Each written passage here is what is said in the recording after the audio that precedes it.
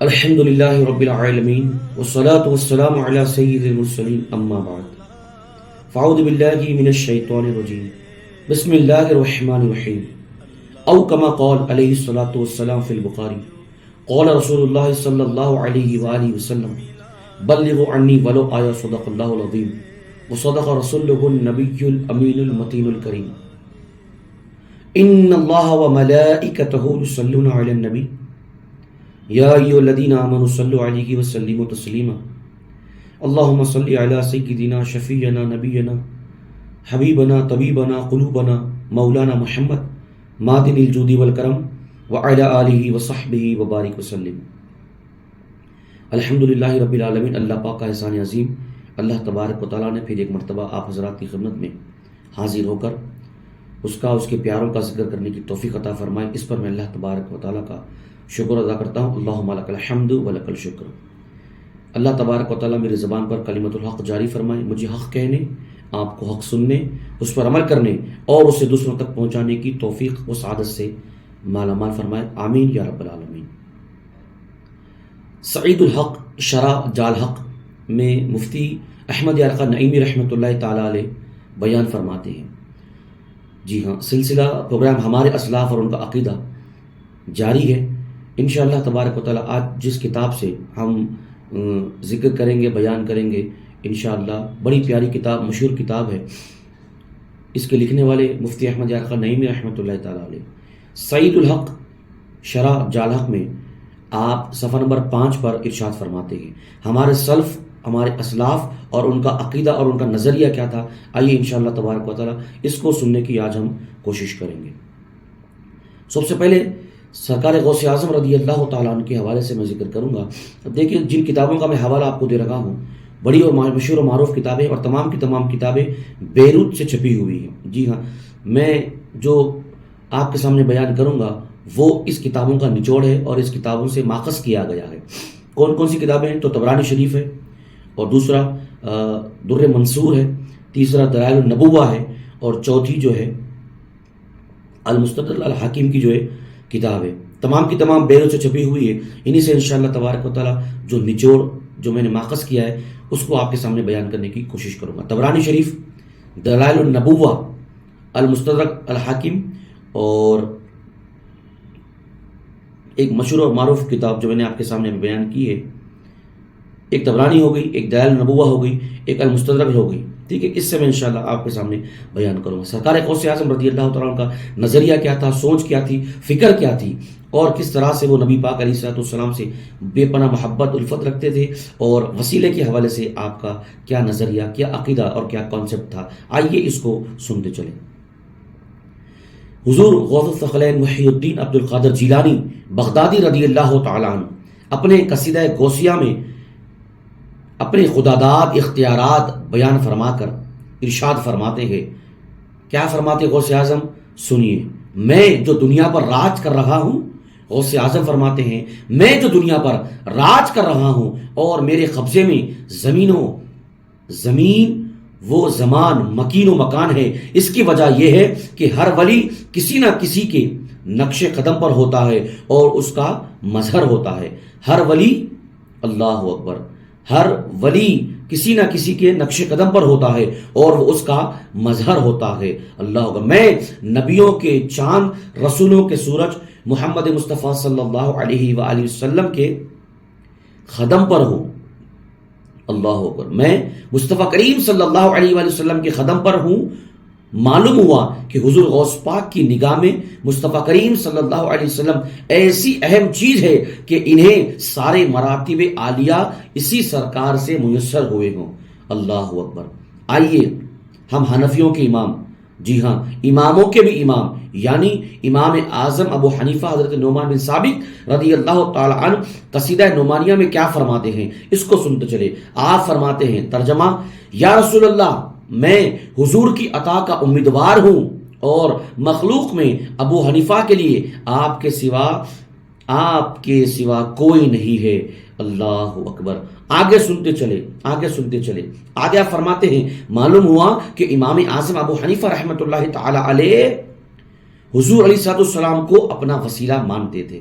سرکار غوث اعظم بھی مصطفیٰ کریم صلی اللہ علیہ وآلہ وسلم کو اپنا وسیلہ مانتے تھے. آگے چلے. اللہ اکبر. امام بصیری مشہور ان کا قصیدہ اللہ مولا صلی اللہ علیہ وسلم دنیا بھر میں پڑھا جاتا ہے, اس کی برکتیں لوگ پاتے ہیں. امام بصیری قصیدہ بردہ شریف میں فرماتے ہیں اللہ اکبر, اور مقبول بارگاہ مصطفی صلی اللہ علیہ وسلم بھی ہو چکی ہے. اللہ اکبر. یعنی آپ فرماتے ہیں کہ جس کی مدد رسول اللہ فرما دے وہ شیروں سے بھی بچ جاتا ہے. جی ہاں, وہ شیروں سے بھی بچ جاتا ہے. اللہ اکبر. اللہ اکبر. آگے سنیے. حکیم الامت مفتی احمد یارقا نعیمی آپ جال حق میں صفحہ نمبر 506 پر آپ ارشاد فرماتے ہیں اللہ اکبر. یہ سلف, یہ خلف, یہ امت کے بڑے اولیاء, یہ بزرگان دین ہے. انہوں نے شریعت کا علم حاصل کیا, طریقت کا علم حاصل کیا. یہ اللہ تبارک و تعالیٰ کو راضی کرنے کے لیے انہوں نے عمل بھی کیا, مجاہدات کیا, ریاضتوں کو آپ نے اختیار کیا. اس کے بعد دنیا میں آگے بڑھ کر اللہ تبارک و تعالیٰ نے جیسے یہ لوگ آگے بڑھتے گئے, علم پر عمل کرتے گئے, دین متین دین اسلام کی خدمت کرتے گئے, اللہ تبارک و تعالیٰ نے ان پر انعام اور اکرام کی بارشیں عطا کی, اور دنیا میں ان کو ایک عزت دیا, ایک مقام دیا, ایک مرتبہ دیا, ایک رتبہ دیا. لوگوں کے دلوں کے اندر میں ان کی محبت کو راسخ کیا. اللہ اکبر. اور رہتی دنیا تک یہ تو چلے گئے, لیکن ان کی تعلیمات رہتی دنیا تک یہ رہے گی, اور لوگ اہل محبت, اہل ذوق, اہل شوق ان کی تعلیمات پر عمل کریں گے, اور اللہ تبارک و تعالیٰ ان کے فیوز و برکات ان کو نصیب بھی کرتا رہے گا. آگے سنیے. غوث اعظم کا ہم نے سن لیا, اور امام اعظم کا بھی ہم نے سن لیا, اور امام بصیری کا بھی ہم نے سن لیا. اب آگے سنیے. شیخ سعدی, اللہ اکبر, شیخ سعدی شیرازی قدس سرہ اپنی کتاب بستان میں فرماتے ہیں. آپ کیا فرماتے ہیں؟ یعنی میں نے سنا ہے کہ قیامت کے دن اللہ تبارک و تعالی نیکوں کے وسیلے سے بروں کو بخش دے گا. علامہ شیخ سعدی شیرازی فرماتے ہیں, کیا فرماتے ہیں کہ میں نے سنا کہ قیامت کے دن اللہ تبارک و تعالی نیکوں کے وسیلے سے بروں کو بخش دے گا. نیکوں کے وسیلے سے. نیک کون ہیں؟ عام لوگ, مسلمان, تھوڑا اوپر چلے, علماء تھوڑا اوپر چلے, اولیاء, سلف, خلف, صالحین, اللہ اکبر, اولیاء کرام, بزرگان دین, تابعین, صحابہ کرام, اللہ اکبر کبیرہ. یہ تمام ایک طرف, اور نبی پاک صلی اللہ علیہ وآلہ وسلم کی نیکی, ان کی شفاعت اور ان کی ذات ایک طرف ہے. اللہ اکبر. حضرت شیخ سعدی شیرازی فرماتے ہیں کہ میں نے سنا قیامت کے دن اللہ تبارک و تعالیٰ نیکوں کے وسیلے سے بروں کو بخش دے گا. نیکوں کے وسیلے سے. ارے یہ تو تمام نبیوں کے امام ہیں, سلطان ہیں, تاجور ہے. اگر یہ شفاعت کریں گے اللہ کی بارگاہ میں تو کہ اللہ تبارک و تعالیٰ گناہگاروں کی بخشش نہیں کرے گا؟ اللہ اکبر. آگے سنتے چلے.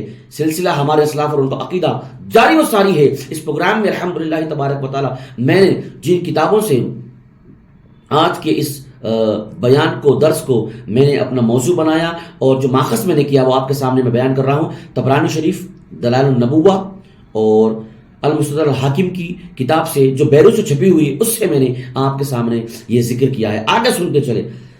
شیخ فرید الدین عطار رحمۃ اللہ تعالی علیہ کیا بیان فرماتے ہیں آپ کہ یعنی نبی کریم صلی اللہ علیہ وآلہ وسلم شان والے ہیں کہ آسمانوں کی معراج فرمائی, اور تمام نبی ولی حضور کو سارے نبیوں اور ولیوں کا وسیلہ مانتے ہیں. یہ کون؟ شیخ فرید الدین عطار. اللہ, طریقت میں, تصوف میں ایک بڑا آپ کا نام ہے. یہ ہمارے سلف ہے, اور یہ ان کا عقیدہ, یہ ان کا نظریہ ہے. اللہ اکبر. آگے سنتے چلے. اللہ, دنیا بھر میں جو بڑی مشہور و معروف کتاب ہے, اللہ اکبر, جس طرح سے قرآن پاک ہے, اس کے بعد حدیث کی کتاب جو ہے بخاری شریف ہے, اسی طرح سے جو داتا گنج بخش کی کیا ہے, اللہ اکبر, اللہ اکبر, داتا صاحب کی مشہور و معروف کتاب کشف المحجوب, اسی طرح سے حضرت جلال الدین مولانا رومی کی مثنوی شریف بھی ساری دنیا کے اندر میں مشہور و معروف ہے. بالخصوص اہل ذوق, اہل شوق, اہل طریقت اس سے مطالعہ بھی کرتے ہیں, اس سے اپنی خانقاہوں میں, اپنے حلقوں میں درس و بیان بھی کرتے ہیں. سنیے. اللہ, مولانا جلال الدین رومی رحمۃ اللہ تعالی کیا فرماتے ہیں, اگر حضور صلی اللہ علیہ وآلہ وسلم کے نام کے وسیلے سے حضرت آدم علیہ السلام دعا نہ کرتے تو ان کی توبہ کبھی قبول نہ ہوتی. اللہ اکبر. اگر حضرت نوح علیہ السلام حضور صلی اللہ علیہ وسلم کا وسیلہ نہ پکڑتے تو غرق سے نجات نہ پاتے.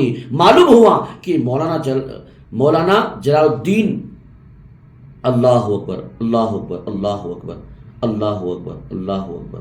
آپ فرماتے ہیں علامہ جامی فرماتے ہیں اللہ اکبر. آپ فرماتے ہیں کیا فرماتے ہیں؟ علامہ جامی فرماتے ہیں رحمۃ اللہ تعالی علیہ کہ مقبول یعنی قبول دعا کا حضور نبی کریم صلی اللہ علیہ وسلم کو قبول دعا کا اور آفات سے بچنے کا وسیلہ سمجھتے. کون؟ علامہ جامی. اللہ اکبر. علامہ جامی. اللہ اکبر کبیرہ. یہ ہمارے سلف، ہمارے خلف، ہمارے امت کے اولیاء جن کا ایک مقام، ایک مرتبہ ہے. اب دیکھیں مفتی کیا کہیں گے، حکیم الامت مفتی احمد یار خان نعیمی رحمۃ اللہ تعالی علیہ صفحہ نمبر 505 کتاب سعید الحق جال حق کے صفحہ نمبر 505 پر حاشیے میں آپ کیا بیان فرماتے ہیں؟ حاشیے میں آپ بیان، ہمیں غوث اعظم کے بارے میں سنا، ان کا نظریہ کیا تھا، ان کا عقیدہ کیا تھا. امام اعظم کے بارے میں ہم نے سنا، ان کا نظریہ، ان کا عقیدہ کیا تھا وسیلے کے حوالے سے. آگے ہم نے کیا سنا؟ امام بصیری کو ہم نے سنا، ہم نے شیخ سعدی شیرازی کو ہم نے سنا. اللہ اکبر. ہم نے آگے فرید الدین عطار رحمۃ اللہ تعالی کو ہم نے سنا، مولانا جلال الدین رومی رحمۃ اللہ تعالی علیہ کو ہم نے سنا، اور علامہ جامی کو ہم نے سنا.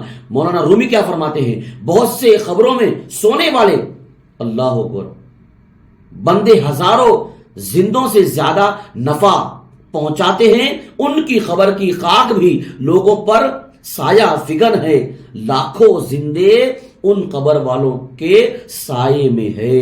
معلوم ہوا کہ مولانا رومی رحمت اللہ تعالی علیہ کہ مولانا خود سرہ اللہ تعالیٰ کے پیارے بندوں کو وفات کے بعد زندوں کا وسیلہ مانتے تھے. اللہ اکبر کبیرہ.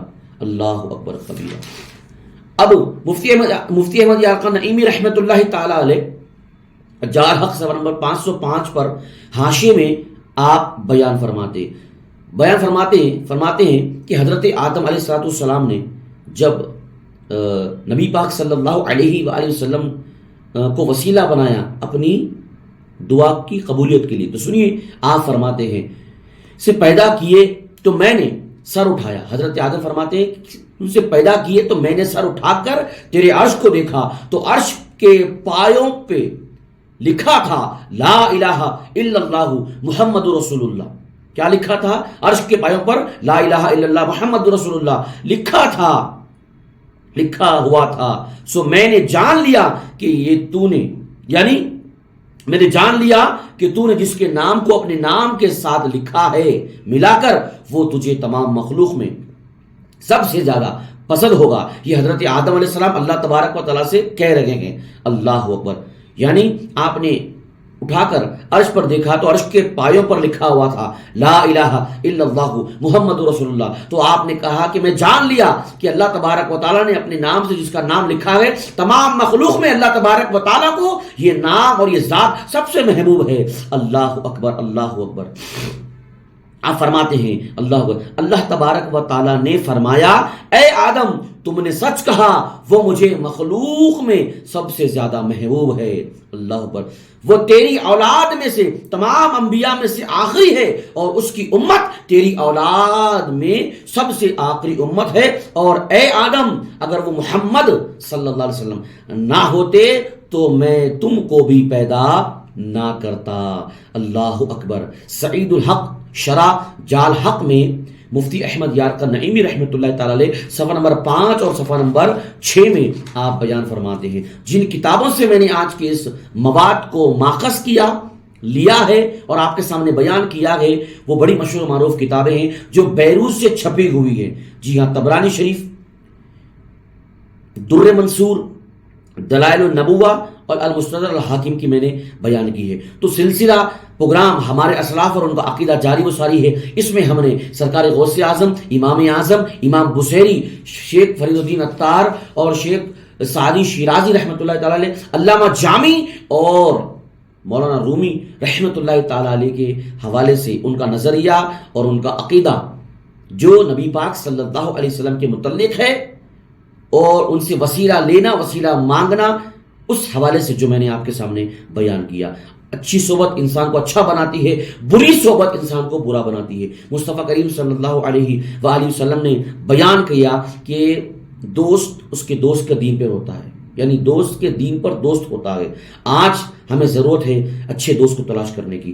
ہماری صحبت اچھی ہونی چاہیے، ہماری سوچ اچھی ہونی چاہیے، ہماری فکر اچھی ہونی چاہیے۔ یہ کیسے ہوگا؟ ہم اپنی صحبتوں کو، ہمارے ذہن کو تبدیل کریں گے۔ اگر ہم اچھوں کے ساتھ رہیں گے، سچوں کے ساتھ رہیں گے، نیکوں کے ساتھ رہیں گے تو ہماری سوچ بھی اچھی ہوگی، ہمارا ذہن بھی اچھا ہوگا، ہماری فکر بھی اچھی ہوگی، ہمارا چلنا پھرنا اٹھنا بیٹھنا اچھا ہوگا، عین قرآن حدیث کے مطابق ہوگا۔ اللہ اکبر! سوچ کو، ذہن کو، فکر کو، زندگی کو، خبر و آخرت کو ہم کیا کریں گے؟ اچھے انداز سے، منظم انداز سے لے کر چلیں گے۔ یہ سلف، یہ خلف، یہ امت کی اکابر اولیاء کرام ہے جو ہمیں یہ دین کی تعلیم، سچی تعلیم ہمیں دیتے ہیں، ہمیں سکھاتے ہیں، ہماری تربیت بھی کرتے ہیں۔ تو ایسوں کے ساتھ ہونا چاہیے۔ میں بارہا اپنے درس و بیان اور وعظ اور تقریروں کے اندر میں جب بھی مجھے موقع ملتا ہے میں بارہا یہی کہنے کی کوشش کرتا ہوں، جی ہاں، مذہب مہذب، مسلک اہل سنت، مسلک اعلی حضرت، یہ وہی ہے جو ہمارے سلف، ہمارے خلف، ہمارے امت کی اکابر اولیاء کرام، بزرگان دین،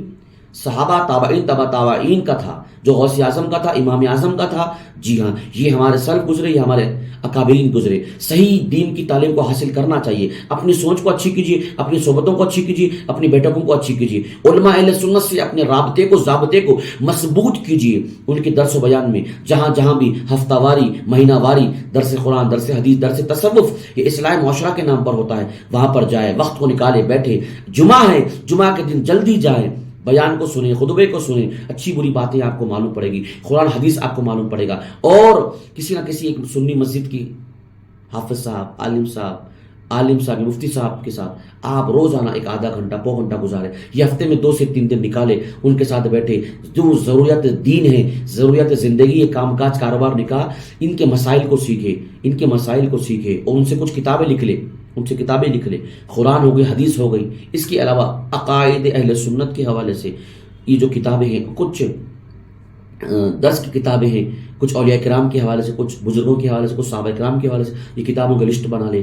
ان کو آپ جائیں مارکیٹ سے حاصل کریں، کچھ پیسے خرچ کیجیے، یا آن لائن آپ جائیے، اہل سنت کی ویب سائٹس ہے، دعوت اسلامی کی ویب سائٹ ہے، اعلیٰ حضرت کی جو ویب سائٹس ہے، ٹھیک ہے، یہ دیگر ویب سائٹس پہ آپ جائیں، جا کر کے ان کتابوں کو آپ ڈاؤن لوڈ کریں۔ بلکہ میں کہوں گا کہ مارکیٹ میں جائیں، اہل سنت کے مکاتب پر جائیں، آپ اس کی ہارڈ کاپی خریدیں، گھر میں رکھیں، اس کی برکتیں بھی ہوگی۔ یہ کتابوں کے اندر میں اللہ، اس کے رسول کا نام ہوگا، صحابہ اور اہل بیت کا نام ہوگا، اللہ تبارک و تعالیٰ کے برگزیدہ بندے، نیک بندے، اولیاء کرام کا نام ہوگا، اس کی برکتیں بھی پائیں گے۔ روزانہ ایک شیڈول بنائیے، آدھا گھنٹہ، پو گھنٹہ نکالیے، ٹھیک ہے، نکال کے کتابوں کا مطالعہ کیجیے، علم دین حاصل کیجیے، جہالت کو دور کیجیے اور اس پر عمل کیجیے اور اسے دوسروں تک پہنچائیے۔ دیکھیں، میں اور آپ مسلمان ہیں، ہمیں مرنا ہے، مر کر اٹھنا ہے، اور اللہ اس کے رسول کے سامنے پیش ہونا ہے اور ان کو جواب دینا ہے۔ زندگی کیسے گزاری، جوانی کیسے گزاری، کہاں سے کمایا، کہاں پر خرچ کیا، اللہ اکبر۔ تو مجھے اور آپ کو چاہیے کہ میں اور آپ روزانہ 5 وقت کی نماز پڑھیں، کیونکہ نماز کا کوئی آلٹرنیٹ دوسرا آپشن نہیں ہے۔ ہر عاقل و بالغ مرد عورت مسلمان پر 5 وقت یہ باندھا ہوا فرض ہے، نمازوں کی پابندی کرے، جتنا ممکن ہو سکے روزانہ قرآن پاک کی تلاوت کرے، درود شریف کو کم از کم روزانہ 112 مرتبہ یا 313 مرتبہ یا 511 مرتبہ، ذی نصیب 112 مرتبہ پڑھنے کا روزانہ اپنا معمول بنائیں۔ وضو کے ساتھ دن کو گزاریے، وضو ٹوٹ جائے تو پھر وضو کر لیجئے، اس کی بہت برکتیں ہیں۔ کسی موقع پر انشاءاللہ باوضو رہنے کی فضیلت، اس کی کیا فائدے ہیں، دینی، اخروی، دنیاوی، وہ میں بیان کروں گا۔ تو وضو کے ساتھ دن کو گزارے، آنکھوں کی حفاظت کیجیے، پاک حلال طیب اپنے ہاتھ سے کمائیے، کھائیے، خود بھی کھائیے اور اپنے اہل و عیال کو بھی کھلائیے، غریب غربا مساکین کو بھی کھلائیے۔